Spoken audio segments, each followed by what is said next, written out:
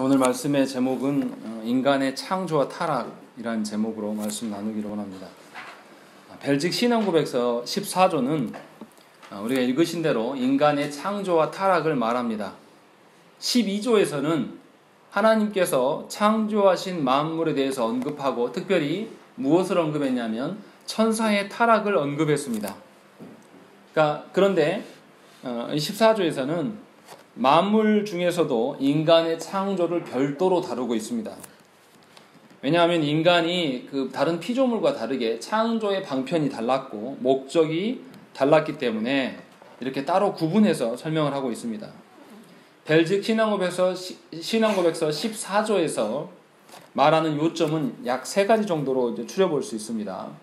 인간이 잃어버린 것들이 있는데 인간이 잃어버린 그 하나님의 영광과 또 인간이 잃어버린 하나님께로부터 받은 그 은사들, 또 인간이 잃어버린 자유에 대해서 말하고 있습니다. 먼저 우리가 하나님의 영광을 이제 살펴야 되는데요. 하나님께서 인간을 창조하실 때 매우 특별하게 창조하셨어요. 다른 피조물들은 그냥 말씀으로 있어라 하면 있어졌던 그런 창조의 방식을 택했습니다.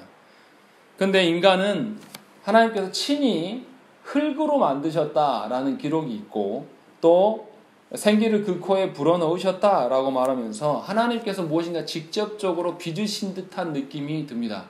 그러니까 말씀으로 있어라 해서 있어진 게 아니라 하나님이 뭔가 더 세밀하게 뭔가 또 정성을 들여서 무엇인가를 취하여서 하나님께서 만드셨음을 우리가 알 수 있습니다. 그러니까 인간을 창조하실 때 하나님께서 뭔가 더 섬세하게 또 그리고 정성을 들여서 신중하게 창조하셨음을 우리가 알 수 있습니다. 그래서 인간은 하나님께서 심혈을 기울여 창조하신 존재라고 볼 수 있습니다.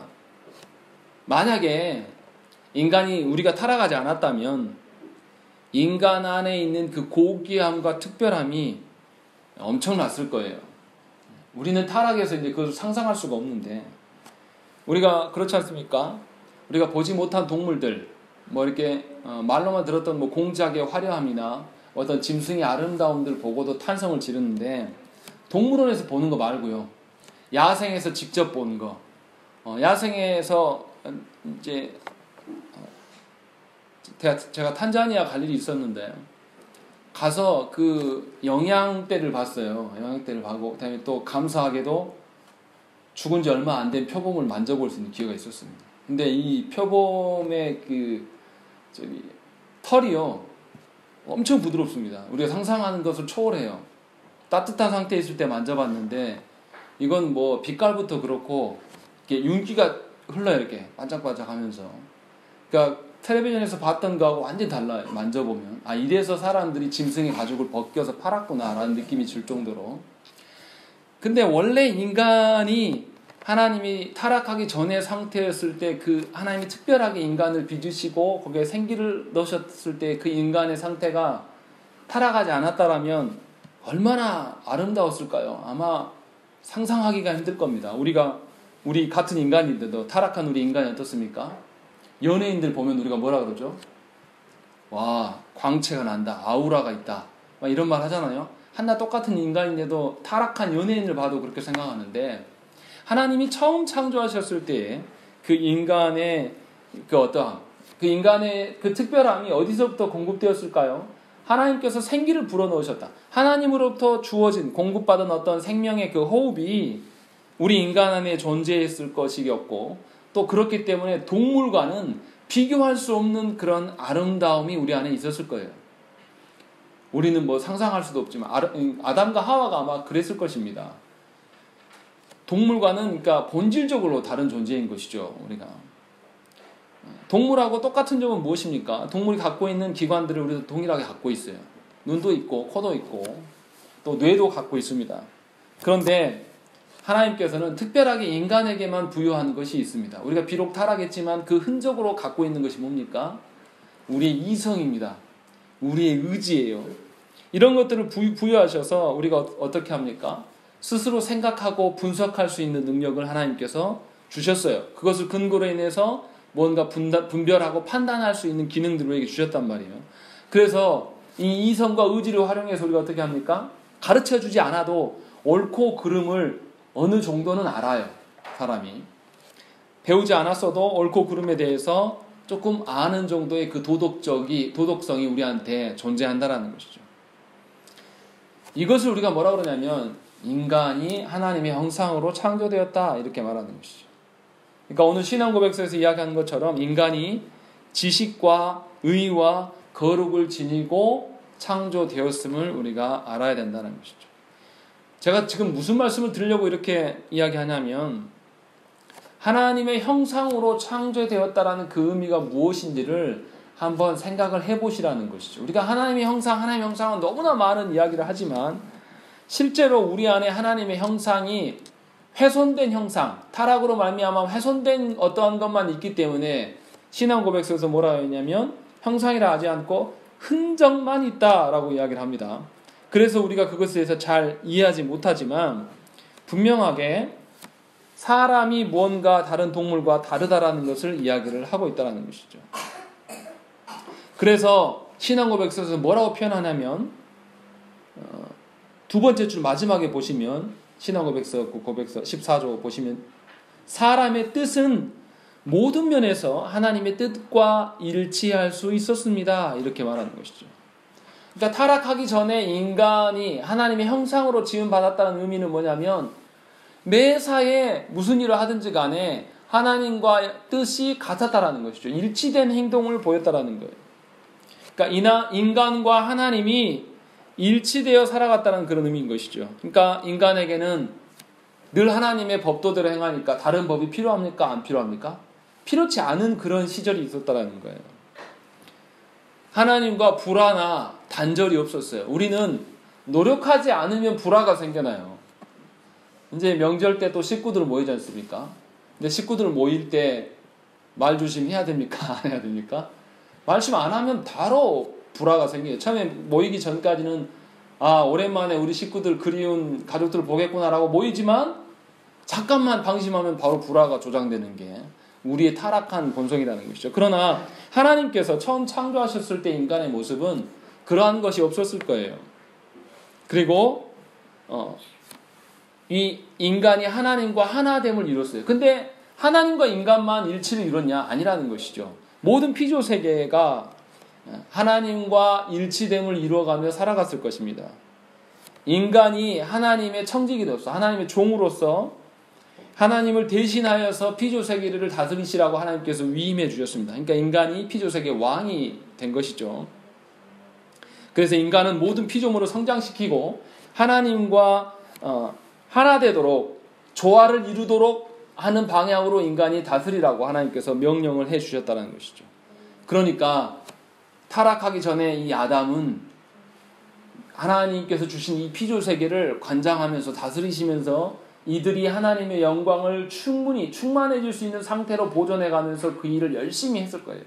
그러니까 타락하기 전에도 분명히 아담은 하나님의 주신 사역, 그 노동이 그의 삶 가운데 있었을 것이고 그가 그 노동을 행할 때 절대 피곤하지 않고 하나님으로부터 공급되어지기 때문에 지치지 않고 낭망하고 좌절하지 않은 상태로 매우 부지런히 땀 흘리면서 살았을 거란 말이죠. 근데 우리는 에덴 동산에 대한 오해를 갖고 있습니다. 인간이 에덴 동산에서는 매일 놀고 먹은 어떤 그런 상태를 생각해요. 그렇지 않았어요. 분명히 하나님께서 그에게 일거리를 주시고 그 일들 안에서 열심히 그가 행할 수 있었고 그러함에도 그가 지치지 아니하고 완벽하게 하나님의 뜻과 일치된 조화를 이루어가면서 하나님의 나라를 이루어갔었음을 우리가 상상해 볼 수가 있습니다.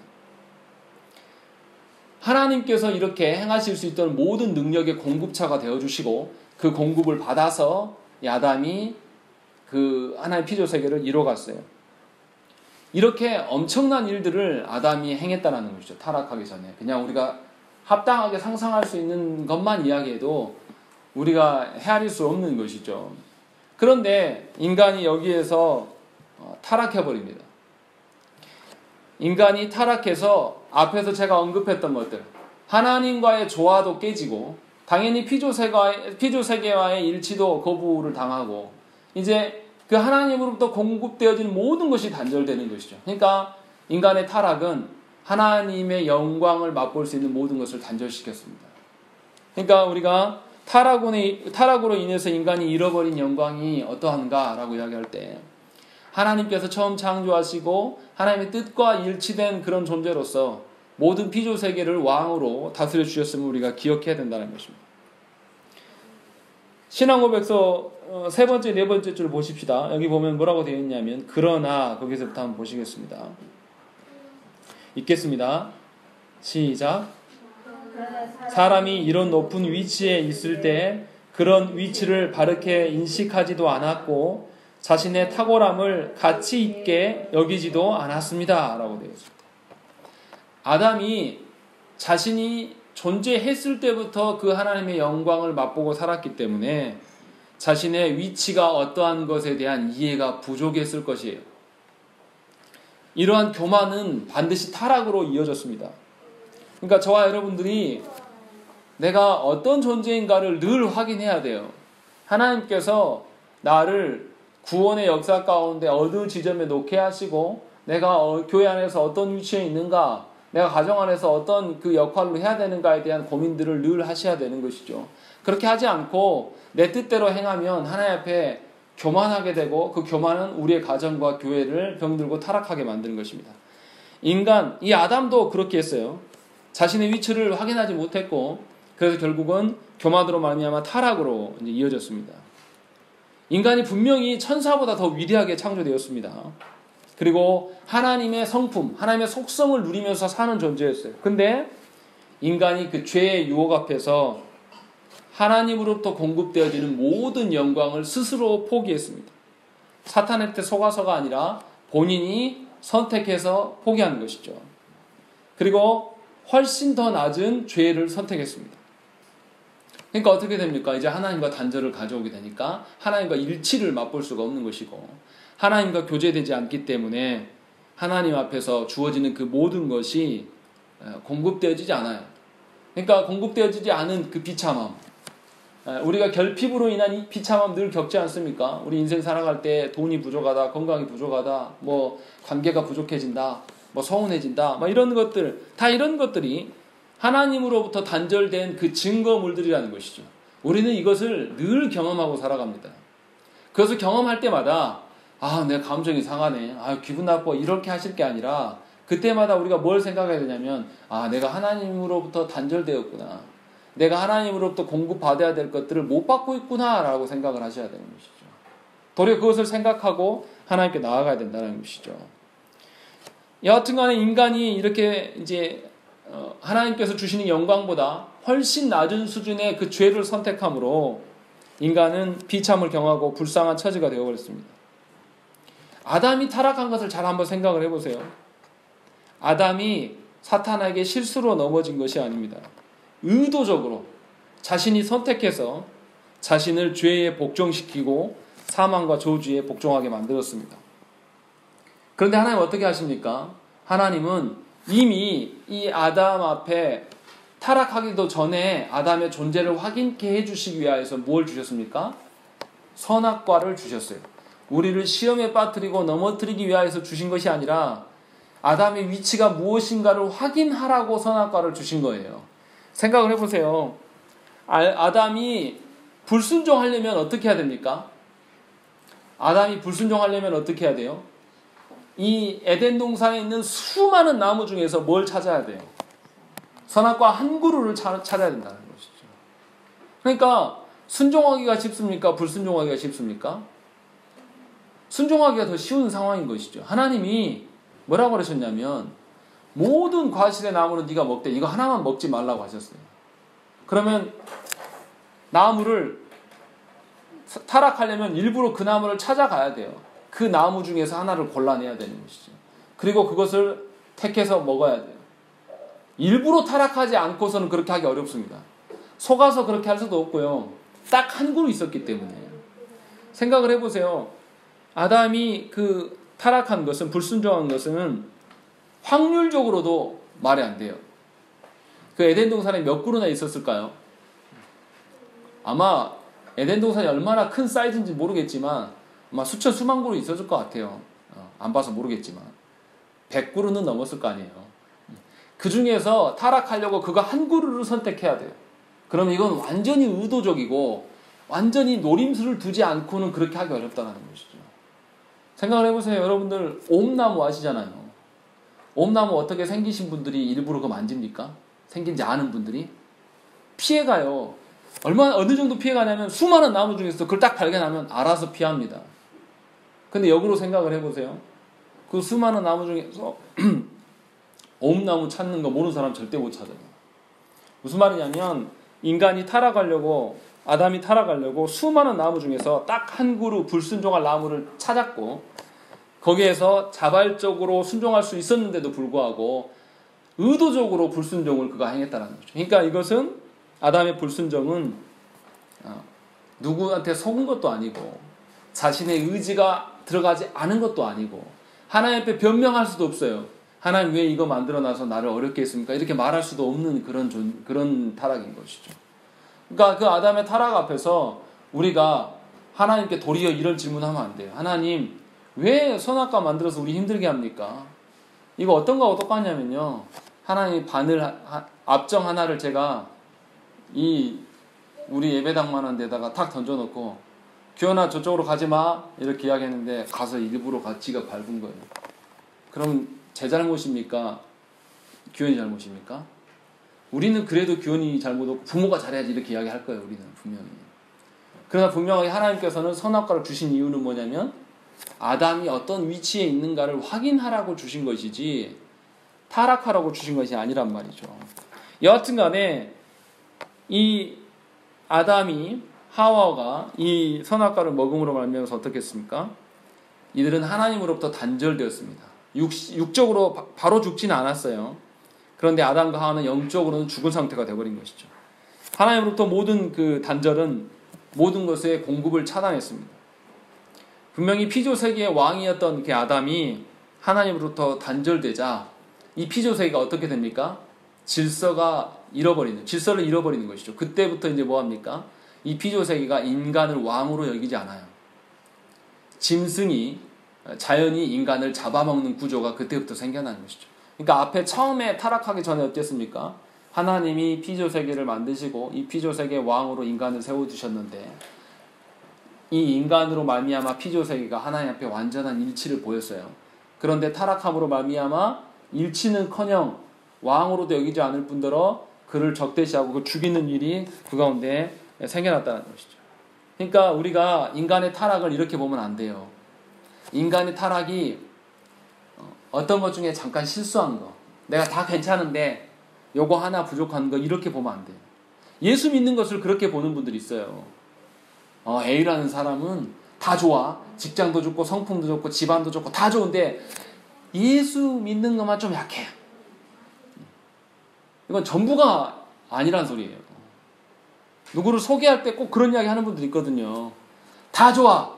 근데 주일날 나왔다 안 난다 한단 말이야. 그거만 빼면 괜찮아. 이건 완전 다 베렸다는 소리예요. 그런데 그리스도인들이 그 말을 해요. 오히려 그리스도인은 뭐라 합니까? 뭐는 안 바뀐다? 성품은 안 바뀐다. 근데 걔는 성품 좋아. 신앙을 누가 장담합니까? 신앙 어떻게 장담하고 지금 나왔다 안 나왔다도 괜찮다고 이야기합니까? 말도 안 되는 거예요. 왜 그렇게 생각합니까? 인간의 타락을 어느 한 부분에 잠깐 오륜한 정도로 생각하는 거예요.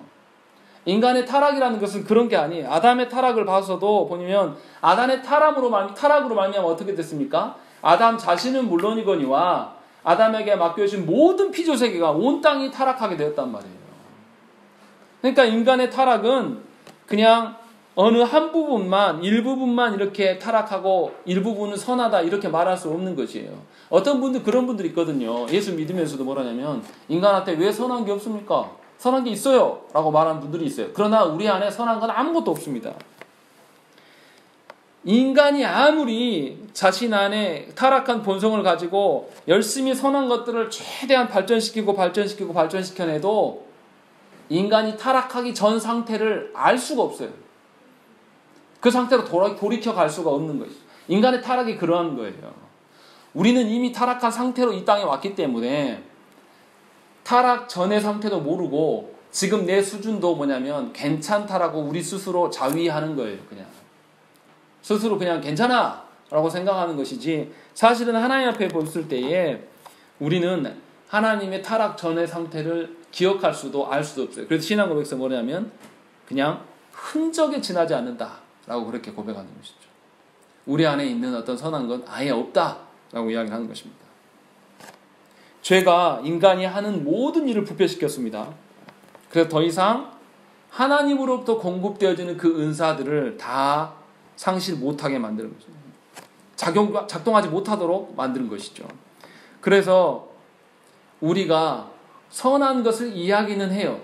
그러니까 형식적으로, 껍데기적으로는 선하고 의롭고 뭐 아름다운 것들을 이야기를 해요. 그런데 정말로 본질적으로 선한 것이냐, 그 내용면에 있어서 하나님의 형상을 닮은 것이냐라고 들어가 보면 그렇지 않습니다. 그러니까 뭐냐면 인간이 껍데기로는 인간다워요. 그런데 내면에 살짝 들어가면 인간답습니까? 아니에요. 우리 뭐 그런 잔인한 실험들을 했었잖아요. 그 만주의 일본군 부대가 731 부대인가요? 그 어떻게 했습니까? 애기 엄마랑 애기랑 가마솥에 넣고 불을 질러보니까 어떻게 하는가 보려고, 애기를 죽이는지 애기를 밟고 일어서 자기가 사는지 아니면 애기를 살리고 자기가 타져 죽는지. 근데 100% 애기를 살리는 게 아니라는 거잖아요. 그런 결과물을 보면 아이를 밟고 사는 엄마들이 있더라. 이런 것들이 나타나는 것이죠. 무슨 말이냐면 우리 안에 선한 것들을 아무리 우리가 하려고 해도 우리 내면에 깊숙한 것 살짝만 들어가면 그 안에 타락한 본성만 남아있고 우리는 껍데기만 남아있는 그런 존재예요. 지금 우리 상태가. 그것이 우리의 타락이라는 것입니다. 근데 너무나 우리 시대의 교회들이 인간의 타락에 대해서 잘 설명하지 않아요. 그냥 도덕적인 타락을 이야기를 합니다. 도덕적인 기준으로 봐도 사실은 함량 미달인 것은 맞아요. 그런데 도덕적인 타락이 아니라 하나님의 관점으로 봤을 때 하나님의 창조 질서에 부합하기에는 터무니없이 더 낮은 그런 형태, 그것이 우리의 타락입니다. 이렇게 우리가 이해를 하셔야 돼요. 에베소서 4장 24절에 뭐라고 되어 있냐면 하나님을 따라 의와 진리와 거룩함으로 지으심을 받은 새 사람을 입으라 라고 되어 있습니다. 사도 바울이 뭐라 그러냐면 옛 사람의 일부 중에 있는데 일부가 있으니까 일부만 바꿔치기 하면 돼, 이렇게 말하지 않고 아예 헌 사람 버려버리고 새 사람을 입으래요. 새로 해야 돼. 새 판을 짜야 된다라고 이야기하는 것이죠. 하나님의 형상이 우리 안에 어떻게 남아있어서 우리 안에 뭐 선한 것들을 찾아볼 수 있다 그런 게 아니라 우리가 타락해서 하나님 형상이 완전히 없어진 그런 상태, 완전히 새 판을 짜야 되는 그런 상태를 이야기하는 것이죠. 그렇게 우리가 타락한 것이죠.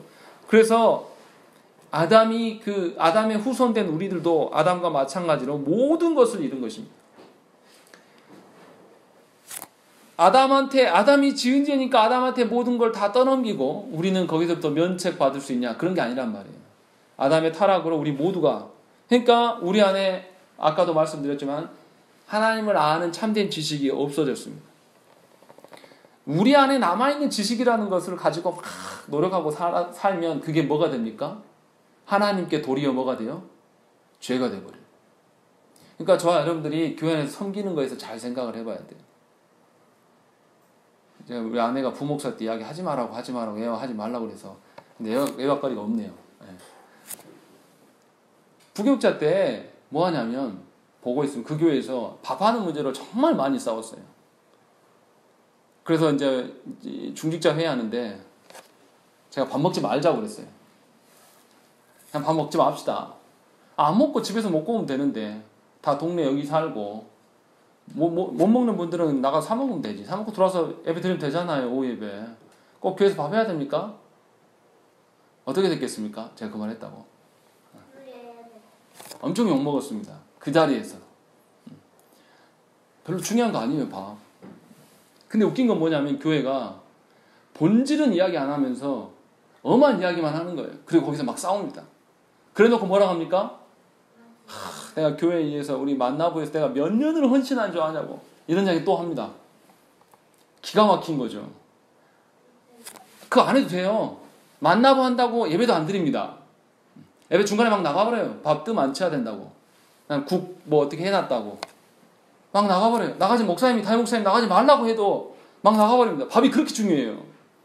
일주일에 한 번 먹는 건데 그렇게 섬긴단 말이에요. 제가 무슨 말 하려고 그런 거냐면 하나님 앞에서 선한 것과 우리가 생각하는 그 헌신하고 전혀 다른 별개일 수가 있다는 거죠. 타락한 우리는 그렇다라는 것이죠. 왜 이것을 모르냐? 우리의 타락함에 대해서 우리가 인정하지 않기 때문에 그래요. 여전히 뭐냐면 나는 어떤 존재? 괜찮은 존재. 내가 조금 부족한 것이 있긴 한데 하나님 앞에 나는 이 부분은 괜찮아 라고 생각하는 부분이 있기 때문에 하나님의 말씀 앞에 회개하려고 서는 것이 아니라 어떻게 해요? 이 부분에 약하지만 이 부분은 괜찮아. 이 이야기만 하는 거죠. 이게 교만인 것이죠. 그런데 분명하게 아담의 타락은 그런 것이 아니에요. 그런 정도의 것이 아니에요. 아담에게 피조세계를 맡기셔서 모든 피조세계가 하나님의 영광으로 충만해질 수 있는 그 기능적으로 봤을 때 우리는 그럴 수 없는 그럴 자격이 없는 자들. 그렇게 타락한 것이라는 거예요. 그러니까 저와 여러분들이 하나님께서 주시는 그 은사들, 우리 안에 있었던 온전한 어떤 지식들, 우리 안에 있었던 어떤 의로움들, 거룩함들, 하나님으로부터 공급되어진 그런 것들이 다 사라진 상태가 지금 우리 상태입니다. 그래서 어떻게 하는 것이죠? 하나님께 공급되어진 우리가 타락함으로 말미암아서 소멸해버린 그 은사들을 회복해야 돼요. 어떻게 해요? 성령께서 우리를 주도적으로 이끄시지 아니하면 우리는 하나님께서 주시는 그 지식, 하나님 알아가는 그 지식들, 또 하나님께서 우리에게 허락하신 그 의로움, 그리스도의 그 의로움, 또 하나님께서 하나님 자녀로 우리를 거룩하게 하신 이 모든 것들을 우리가 소유할 수 없게 되는 것이죠. 이것을 소유할 수 없으면 어떻게 되죠? 우리는 하나님 나라 백성다운 면모를 갖출 수가 없는 거예요. 그러니까 가정이 가정 될 수가 없는 것이고 교회가 교회 될 수가 없게 되는 것이죠. 나라가 나라 될 수 없는 것도 다 그러한 원인이에요. 그리스도인들이 하나님 앞에서 타락함으로 말미암아서 훼손되었던 그 은사들을 회복하기 위해서 다시금 하나님께 엎드리고 구해야 될 것이 모든 일들이 해야 될 일이에요. 어떤 기도 많이 하는 목사나 기도 많이 하는 권사님들만 새벽을 깨우고 하나님께 기도하는 것이 아니라 모든 인간이 그 일을 해야 되는 것이에요. 그럴 때에 하나님 주신 어떤 우리의 기능적인 면모들이 회복될 수 있다는 것이죠. 자, 신앙고백서 두 번째 단락 한번 읽어보시겠습니다. 그러므로 거기서부터 보겠습니다. 읽겠습니다. 시작. 그러므로 우리는 사람의 자유의지에 관하여 이 가르침과 반대되는 모든 가르침을 거부합니다. 예, 인간은 모든 자유의지를 잃어버렸습니다. 인간은 타락함으로 선을 행할 수 없게 되었고 선을 행할 의지마저도 잃어버렸습니다. 사실 선을 추구할 의지도 잃어버린 것이죠. 사실은 선 자체 잃어버린 것은 당연한 것이고 선을 추구하려는 그 마음조차도 우리 안에 없는 것이죠. 그런데 사람이 선을 추구하는 경향이 어디 있어요? 어디서 합니까? 이 땅에서 먹고 마시고 일하고 노는 것, 이런 것들, 이런 선은 굉장히 추구합니다. 이런 것은 이제 자연적 선을 추구한다라고 이야기하는데, 그런데 하나님의 입장에서, 하나님 나라의 측면에서의 선은 우리 안에 없는 것이죠. 또 인간이 타락했지만 뭐가 있냐면 남에게 정직하고 친절하고 남과 조화를 이룰 수 있는 어떤 그런 것도 할 수 있어요. 그런데 놀라운 것은 우리가 못하는 게 뭡니까? 하나님의 영광에 부합한 일들에 대해서는 추구하지 않고 열심을 내지 않아요. 이런 것은 할 수 있어요. 교회 가고 성경 읽고 기도하고 하는 이런 행동들, 종교적인 그런 선함은 우리가 행합니다. 그런데 하나님의 영광에 따른 행함은 우리가 행할 수 없습니다. 이게 문제라는 것이죠. 분명히 하나님의 영광을 위한 선이라는 것은 뭐냐면 하나님 앞에 우리의 타락함을 인정하고 하나님께 공급받아서 하나님의 그 뜻과 일치된 영광, 뜻과 일치된 선함을 나아가야 되는 것이죠. 그것이 뭐냐면 처음 말씀드렸던 피조세교, 하나님과의 그 조화됨을 이야기하는 것인데 그런 선이 우리한테 없다는 것이죠. 그러니까 그런 선을 행하려면 어떻게 해야 됩니까? 자신의 죄인됨, 자신의 타락함을 하나님께 인정하고 하나님께 회개하고 믿음으로 시작되어야 돼요. 그게 출발점일 수밖에 없는 것이죠. 회개하고 믿음으로 출발하지도 않았는데 내 자발적인 선으로 인하여서 내가 자유의지를 활용해서 어떤 선을 이룬다? 이것은 하나님과 상관없는 선이에요. 그러니까 여러분들이 조심하셔야 될 게 뭐냐면 교회 안에서 예배 드리고 기도하고 뭐 성경 보고 이런 종교 활동들 하나님 의지하지 않고 여러분들의 행함으로 할 수 있어요. 그러니까 문제는 뭐냐면 여러분들이 정말로 여러분의 타락상을 알고 하나님의 영광에 근거한 그 선을 행하고 싶어 하는지를 한번 생각을 해보셔야 된다는 것이죠. 처음 창조했을 때로의 그 회복, 그것을 꿈꾸면서 내가 종교 생활을 하고 있는 건지를 한번 점검해 보셔야 되는 것이죠. 그것이 아니라 그냥 내 스스로 우리가 비록 타락했지만 하나님께 나아갈 수 있다라고 생각하는 것은 뭐냐면 하나님의 영광과 관련된 선이 아니에요. 제가 말씀드린 하나님의 영광과 관련된 선은 뭐입니까? 하나님께서 처음 창조하셨을 때에 하나님이 이루고자 하셨던 그 나라가 어떤 나라죠? 인간으로 하여금 모든 피조세계가 하나님과 일치되게 하나님으로부터 공급되어지는 지식과 하나님부터 공급되어지는 거룩함과 하나님의 공급되어지는 어떠한 그것으로 인하여서 모든 피조세계가 하나님과 일치되게 갈 수 있도록 모든 피조세계 가운데 하나님의 영광이 충만해질 수 있도록 그 가는 방향으로 하나님께서 창조해 놓으셨던 것이죠. 그러한 선으로 우리가 나아가야 된다는 것이죠.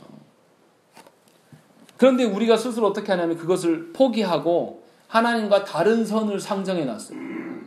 그게 뭐냐면 인간의 철학이고 인간의 살아가는 방식입니다. 인문학에서 말하는 선이 바로 이런 거예요. 하나님 배제한 선. 그래서 하나님 없어도 선이 있다라고 이야기를 하는 것이죠. 그러면서 인간이 스스로 하나님께 나아갈 수 있고 신을 구할 수 있다라고 이렇게 생각하는 것들. 그런데 이것은 하나님을 왜곡시키는 것이고 하나님의 말씀을 스스로 빼거나 더하는 일밖에 되지 않는다는 것이죠. 삶의 기준을 하나님이 주신 말씀대로가 아닌 내 기준으로 재편성하는 것입니다. 그러니까 경건이라는 그 기준도 누가 만드는 거냐면 하나님의 기준으로 만드는 것이 아니라 사람의 눈을 더 의식할 수밖에 없고 하나님께 평가받기보다는 우리 스스로 만들어 놓은 어떤 종교적인 열심과 종교적인 어떤 그 경건함을 추구하는 것이죠. 그래서 영성 있는 이야기를 하는 것이죠. 그게 하나님과 관계된 영성인지 아닌지 필요 없어요. 그냥 영성 있으면 되는 거예요. 한국 교회의 문제가 바로 그것이죠. 이 경건, 영성이 하나님과 관계된 영성인가 아닌가에 대한 그것에 대한 확인이 없어요. 우리 뭐라 그러죠? 이방 신들 중에서도 뭐 있다 그러죠? 이 단어가 생각 안 나네. 신적인 어떤 능력이 좀 있는 사람을 영빨이라고 그런가요? 아니, 죄송합니다. 비속어밖에 생각이 안 나네요. 그런 식으로 영성 있다라고 교회에서 활용하는 경우가 많이 있어요. 근데 그것이 하나님 앞에서의 선이 아니에요. 그것이 하나님께서 말씀하시는 선이 절대 아니라는 것이죠. 어떤 종교적인 영험함, 어떤 그 영매 같은 그런 존재로서의 서 있는 그런 자가 하나님의 자녀됨이고 하나님의 선하는 선이 아니라는 것이죠. 우리가 그 점을 생각을 해야 돼요. 창조와 연관되어서 하나님 앞에서의 하나님 꿈꾸는 나라를 하나님과 일치된 어떤 영광을 이야기하는 것, 이것이 우리가 이제 꿈꾸고 걸어가야 될 일이라는 것이죠. 그런데 우리가 우리 스스로 만들어 놓은 어떤 도덕적인 기준들과 우리 스스로 만들어 놓은 어떤 종교적인 어떤 선함을 만들어 놔서 이것에 매여 삽니다. 그러니까 자유가 없어요, 우리 안에. 분명히 하나님으로부터 공급되어지고 하나님께서 공급되어진 것으로 우리가 살아가면 우리 안에 하나님 주신 자유를 누리며 살아갈 수 있는데 우리가 거짓된 선이 필요해요. 하나님의 것을 추구하지 않기 때문에 또 다른 선과 또 다른 어떤 기준들이 필요하게 되고 신앙생활 할 때 뭔가에 집착하는 것이죠. 진짜 궁극적으로 하나님으로부터 선을 공급받지 못하니까 새로 만들어 놓은 것에 대해서 집착하기 시작하는 거예요. 그런 방식으로 신앙생활을 해나갑니다. 그러니까 어떻게 됩니까? 율법적으로 되는 거예요. 오전에 설교 드린 대로 종교 지도자들이 타락한 것이 뭐예요? 하나님의 율법을 어떻게 봤습니까? 자신이 이거는 지키고 이것은 피해가면 되고 이런 어떤 그것만 행위로 인하여서 구원이 있을 거라고 생각을 한 거예요. 율법을 그렇게 본 거예요. 근데 하나님 율법 주신 것은 그게 아니라 우리 스스로 행할 수 없는 것을 깨닫게 하시고 하나님께 의존해서 다시금 하나님으로부터 나오는 선을 누리고 거기서부터 참다운 자유를 누리라고 하나님께서 주셨는데 이것이 아니라 우리가 만들어 놓은 어떤 방식. 그러니까 한국 교회 안에 남아있는 게 뭐밖에 안 남았습니까? 신앙생활 잘한다라는 기준이 뭔가요? 한국 교회에서 일반적으로 할 때 주일 예배 잘 드리고 11조 하고 새벽기도까지 하면 더 좋고 뭐 이런 기준들. 그런데 그렇게 한다고 해서 그 사람이 하나님의 선을 이루고 그 사람이 그렇게 행한다고 해서 그 가정 안에 있는 자녀들이 하나님 나라를 소망하고 막 이렇게 살아갑니까? 놀랍게도 그렇게 하는 분들이 있어도 그렇게 안 돼요. 그러니까 목사로서 애통이 터지는 게 뭐냐면 자녀가 안 나왔는데 안 나온 자녀들 헌금해주면 이 자녀가 복 받을 거라고 이야기를 해요. 기가 막히는 거죠. 아니 조그만 생각만 해보면 생각을 해보세요. 제가 저 아내를 사랑하는데 아내 얼굴을 안 보고 사랑한대요. 아예 안 마주쳐요. 집구석에 한 번도 안 들어간단 말이에요. 그러면서 아내한테 문자로 사랑하는 거 알지? 그러면 아내가 우리 남편 최고야 막 이럽니까? 이런 정신 나간 여자가 어디 있습니까? 근데 하나님께 그렇게 해요. 그러면서 우리 자녀는 교회에 있었으니까 괜찮을 거라고 이야기해요. 이거 한두 번 이야기하는 게 아니라 교회 안에 그런 중직자들이 차고 넘쳐요. 이거 이상한 거 아니에요. 이거 이상해도 너무 이상한 거예요. 왜 이런 일들이 일어납니까? 하나님 앞에서 우리가 타락하로 말미암아서 잃어버린 것들이 무엇인지를 한 번도 상고해 본 적이 없는 거예요. 아예 기준 자체를 하나님의 창조로부터 생각하고 싶지 않아요. 거기까지 가면 너무 복잡해. 자기가 걸리는 것도 너무 많아. 그러니까 자기가 만들어 놓은 하나님이 필요하고 자기가 만들어 놓은 하나님의 방식이 필요한 거예요. 목사도요. 그 마음 중심에 그 영혼이 변화되는 거 고민하지 않고 그 기준으로 하면 목회하기 진짜 편합니다. 딱 보이잖아요. 출석 체크하면 되고 헌금 낸 거 나온 거 와서 딱 일괄적으로 하면 되고 그러면 누가 신앙생활 잘하는지 점수로 리스트를 뽑을 수 있습니까? 없습니까? 뽑아줘요. 그럼 우리 교회 안에 중직자 누가 돼야 되겠구나. 다 나와요. 그럼 뭐하러 우리가 투표합니까? 공동회의에서 왜 직분자 선출합니까? 할 필요 없죠. 그거 그 기준으로 하면 되죠. 왜 투표해요? 하나님 앞에서 진짜 영혼이 바뀐 자가 필요한 거예요. 그걸 보시겠다는 거죠. 그거 어떻게 봐요? 하나님의 처음 창조의 그 기준에서 우리 인간이 어떻게 타락되었는가를 확인해야 돼요. 그런데 타락한 걸 확인하니까 어떻게 해요? 우리 안에 가능성이라는 것이 있습니까? 없습니까? 없는 거죠.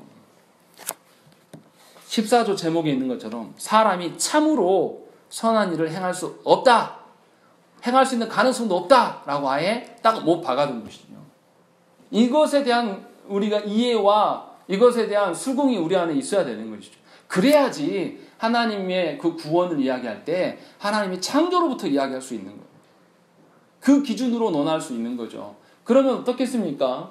우리가 우리 자녀 내 뜻대로 내 마음대로 내 욕망을 우리 자녀한테 투여할 수 없어요. 이게 다 쓰레기고 선이 아니기 때문에 하나님 향한 대적질이기 때문에 그렇게 행할 수 없게 돼요. 저절로. 인간의 타락만 잘 이해해도 그것을 우리가 보셔야 된다는 것이죠. 벨직 신앙고백에서 지금 그것을 이야기하는 거예요. 우리한테. 기준 자체가 다르다. 그래서 우리가 하나님께 열심 내는 것도 하나님의 그 창조의 목적과 부합된 열심인지 아닌지를 구별해내야 되는 거예요. 여러분들 교회에 왜 옵니까? 왜 오세요?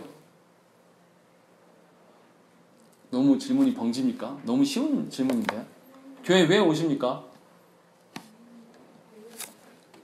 아니 지금 설교를 다 끝나가는 마당인데 대답을 안 하시면 1시간 더 하라는 겁니까? 교회 왜 오십니까? 뭐 하러 오세요, 교회? 하나님 말씀 때문에 오는 거잖아요. 왜 말씀입니까? 하나님 보이지 않아요. 하나님 우리가 만질 수도 없어요. 그러니까 하나님 당신을 드러내는 방식이 말씀이기 때문에 그 말씀 때문에 교회 오는 거예요. 말씀을 듣고 말씀대로 살아내려고 오는 거예요. 다른 것들은 다 부수적인 거예요. 나머지 것들은. 그럼 뭘 잘해야 되겠습니까? 네. 예배를 잘 드리고 하나님께 마음 온 내 전 존재를 하나님께 드릴 수 있는 그런 구조로 가는 것이지. 나머지 것들은 다 부수적인 것이니까요. 만약에 여러분들이 신앙생활 해나갈 때에 우리 교회에서 우리 교회 특별한 건 안 하지만 밥하는 것이 너무나 힘이 들고 어렵다. 그럼 하지 마세요. 안 해도 됩니다.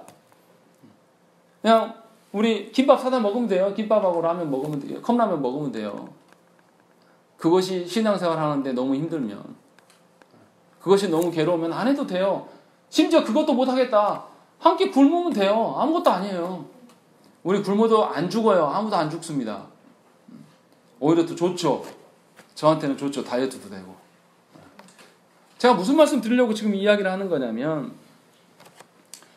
우리가 아담 안에서 어떤 존재인가를 아셔야 된다는 것이죠. 우리 안에 선한 구석이 하나도 없습니다. 우리 안에 있는 그 의지도 죄로 말미암아서 속박당해 있어요. 그러나 분명하게 복음은 이것을 회복할 수 있다라고 이야기를 하는 것이죠. 하나님의 말씀으로 인한 그 회복은 하나님의 백성들에게 하나님께서 값없이 베풀어 주시는 회복이고 또 완전한 것입니다. 그 방법 외에는 없어요. 그래서 우리가 하나님의 말씀으로 회복되라라고 이야기를 해요. 그러나 중요한 것, 여기 하나 더 덧붙여야 될 것은 뭐냐면 이 땅에서 누리는 우리의 회복은 완전하진 않아요. 우리가 여전히 죄 가운데 있기 때문에. 그러나 우리가 또 그렇다고 해서 그 완전한 회복을 맛보지 못하느냐? 아니에요. 종말론적인 관점으로 하나님께서 우리에게 부여하신 그 회복이 일부지만 우리가 맛볼 수 있게 되는 것이죠. 그러니까 신앙생활을 할 때에 우리가 누려야 될 것이 뭐냐면 이 회복, 완전하지 않지만 하나님께서 주시는 회복을 누리면서 살아가셔야 돼요. 그렇게 되면 어떻습니까? 지금은 오늘 새벽 기도회 때도 말씀드렸지만 지금은 꿀이 별로 이렇게 단지 몰라요. 저 어렸을 때만 해도 이 시골에서 단 거를 먹기가 힘들어요. 그러니까 꿀 어떻습니까? 꿀 그 집사님들이 아버지 드시라고 다 갖다 놓으면 제가 이렇게 한 번씩 찍어 먹었어요. 모르게 열어가지고 한 수저씩 퍼먹으면 티나니까 어디 있는지 아무리 엄마가 감춰놔도 다 압니다. 그래서 또 찾아가서 먹어요. 무슨 말이냐면 하나님의 말씀으로 회복을 경험한 자는 이와 같이 말씀을 쫓아다니는 거예요. 누가 시키지 않아도. 그것이 여러분들의 회복이에요. 말씀으로 인한 회복을 누려야지. 그래서 그 말씀으로 인하여서 내 안에 참다운 선함이 드러나고 내 안에 참다운 의지가 발현되고 내가 진정으로 말씀으로 말미암아서 자유함을 누리게 되는, 그렇게 되면 이제 스스로 하나님을 찾는 구조가 되는 거죠. 하나님이 역사하셔서 찾게 하시는. 그러면 어떻게 됩니까? 말씀으로 인한 자유함이 뭔가를 깨달아지는 것이죠. 무슨 말이냐면 누구나 다 죄를 지으면 괴롭습니다. 제가 고등부 담당할 때 어떤 아이가 그 야동을 하도 봐가지고 하루도 안 보면 견딜 수가 없대요. 그걸 보면 꼭 자유행위를 해야 된대요. 안 그러면 이게 너무 견디기 힘들대요. 그래서 말씀을 계속 가르쳐 줬더니 얘가 어느 날 목사님 저 안 본 지 지금 한 달 됐습니다. 저한테 와서 이야기를 하는 거예요. 어떻게 그랬냐? 라고 물어보니까 자유행위를 하고 나면 꼭 기분이 더럽다라는 거예요.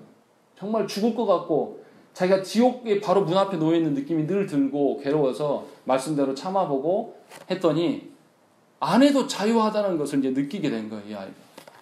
그래서 말씀대로 자유한다는 게 이게 맞는 건지 모르겠는데 조금씩 느끼고 있다. 그래서 너무 좋다. 앞으로 또 할지 안 할지는 장담 못 하겠지만 그래도 그런 걸 맛볼 수 있게 됐다. 이런 고백을 하는 것을 제가 들은 적이 있습니다. 무슨 말씀이냐면 우리가 죄로부터 자유할 수 있는 것은 우리의 능력이 아니라 하나님께서 주시는, 부여해 주시는 은혜고 그것을 경험한 자는 또 그것을 누리기를 소망하는 것이죠. 그럼 어떻게 하겠습니까? 말씀을 쫓고 말씀으로 우리가 하나님께 구할 수밖에 없는 존재가 돼요. 전에 우리가 상정해 놓은 선을 구하는 것이 아니라 하나님께서 창조하셨을 때 주셨던 그 선, 그리스도로 말미암아서 우리에게 부여된 그 하나님의 영광, 이것으로 다시 돌아가려는 의지가 하나님께서 발현시켜 주시고 우리가 그것 안에서 살아간다는 것이죠. 더 좋은 건 뭡니까?